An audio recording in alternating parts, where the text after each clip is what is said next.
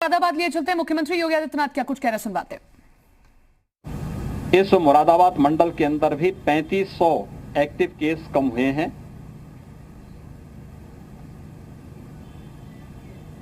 इस पूरी प्रक्रिया में हम लोगों ने जो चीज देखी है वो ये कि एक तो तीव्र संक्रमण, यानी जो पहली फर्स्ट वेव थी कोरोना की, इसमें जो संक्रमण का रेट था सेकेंड वेव में वह 30 से 50 गुना था। दूसरा, इस मामले में कुछ चीजें और भी देखने को मिली हैं, इसलिए तत्काल उपचार और इसमें कोविड पॉजिटिव को तत्काल पहचानना और उपचार की व्यवस्था करना। हम लोग प्रदेश के अंदर प्रतिदिन 2.25 लाख से लेकर के 2.5 लाख टेस्ट प्रतिदिन कर रहे हैं। देश के अंदर सर्वाधिक टेस्ट करने वाला राज्य उत्तर प्रदेश है और हम लोगों ने 5 मई से एक विशेष अभियान भी चलाया है। प्रदेश के अंदर पंचायत चुनाव संपन्न हुए हैं। विशेषज्ञों की जो आशंका थी कि पंचायत चुनाव के बाद ये तीव्रता के साथ आगे बढ़ सकता है, उसी आशंका को ध्यान में रख करके हम लोगों ने पहले से ही अपने पूरी रणनीति तैयार की और उसके तहत प्रदेश के अंदर 58,000 से अधिक ग्राम पंचायतें हैं, जिसमें 97,000 से अधिक राजस्व गांव हैं। इन सभी राजस्व गांवों को फोकस करते हुए हम लोगों ने एक प्रयास प्रारंभ किया। पहले से ही हम लोगों ने हर ग्राम पंचायत के लिए और हर मोहल्ले के लिए एक निगरानी समिति गठित की। निगरानी समितियों की देखरेख में आज ये प्रयास किया जा रहा है कि निगरानी समितियां इन 97,000 राजस्व गांवों में स्क्रीनिंग के एक विशेष कार्यक्रम को आगे बढ़ाएं।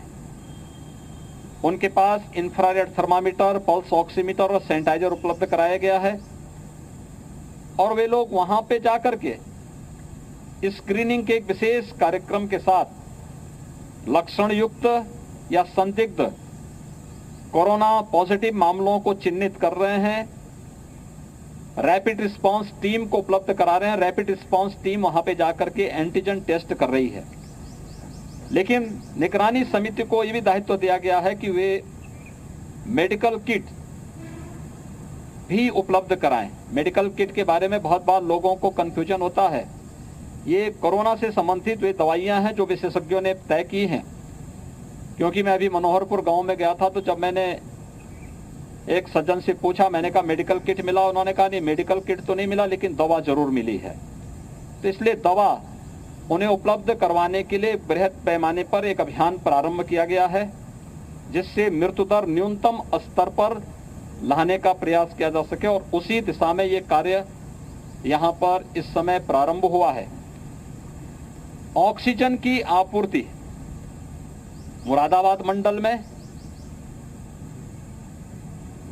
हर जनपद में अनवरत बन सके, इसको प्रयास किया जा रहा है। यहां पर पहले से ही 3 ऑक्सीजन प्लांट पहले से थे। 8 नए स्वीकृत किए गए हैं।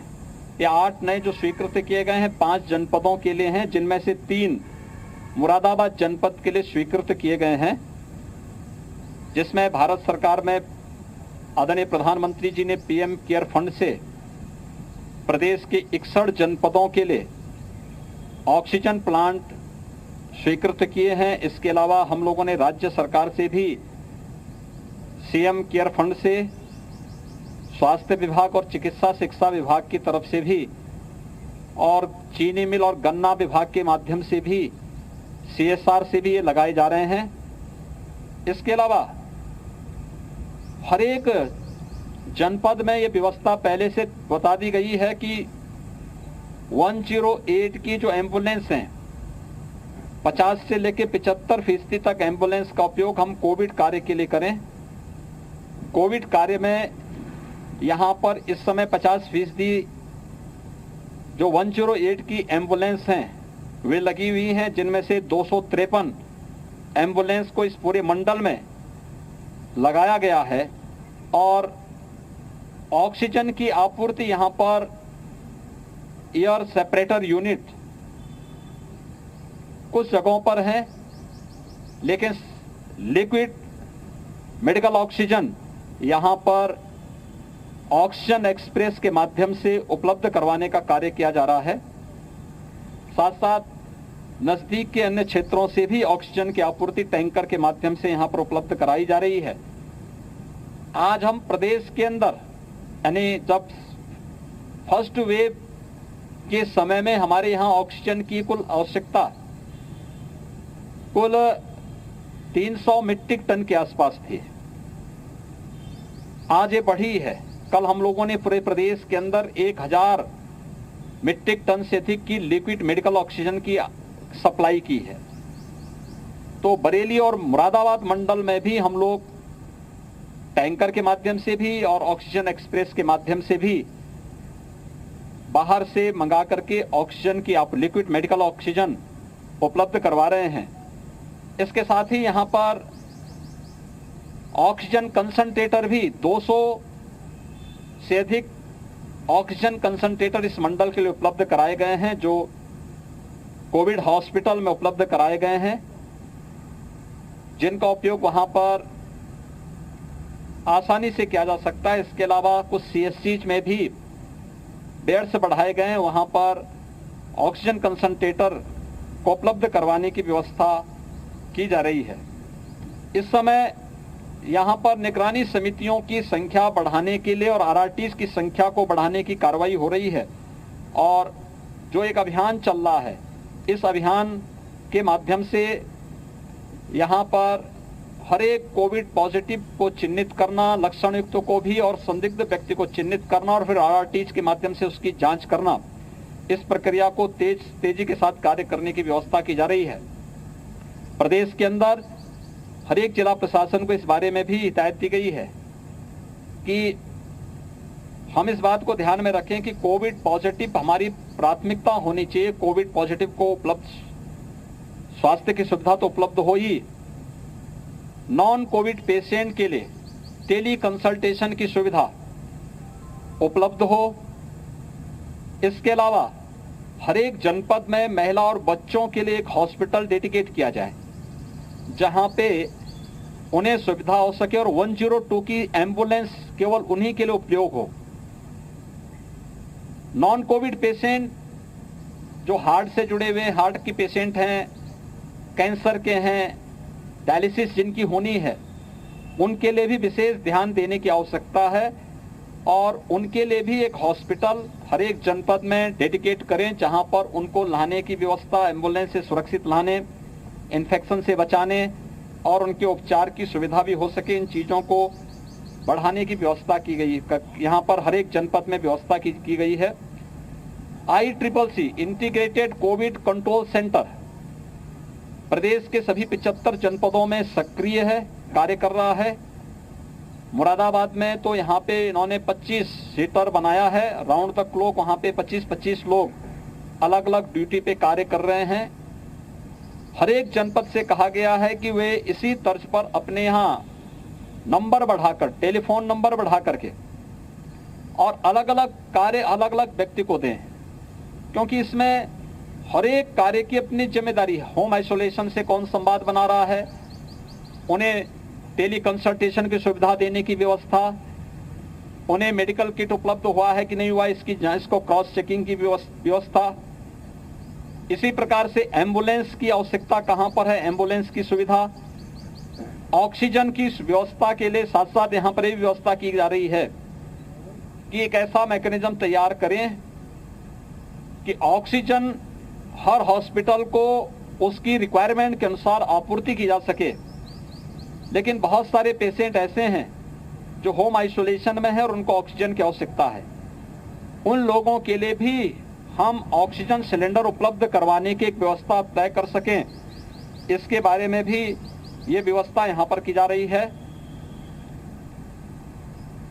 वैक्सीनेशन का कार्यक्रम पूरे प्रदेश के अंदर सफलतापूर्वक आगे बढ़ रहा है।